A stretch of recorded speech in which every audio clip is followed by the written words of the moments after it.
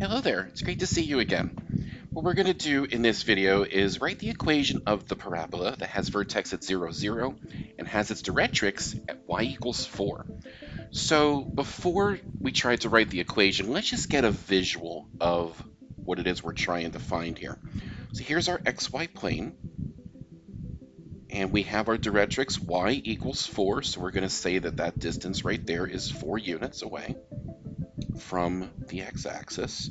We have our vertex at 0, 0.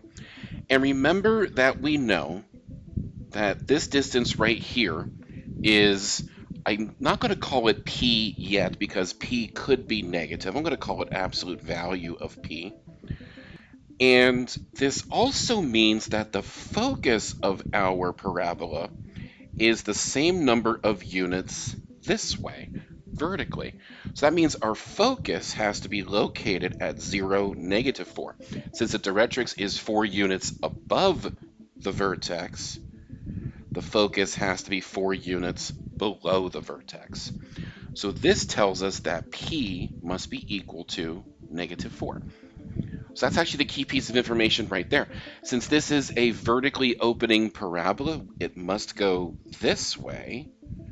Because its directrix is above, we don't want that parabola to intersect that directrix. We know that the equation must have the form x squared equals 4py. And since p is negative 4, we have x squared equals 4 times negative 4 times y, which means x squared equals negative 16y. And that is the equation of the parabola that has the directrix y equals 4 and vertex at the origin.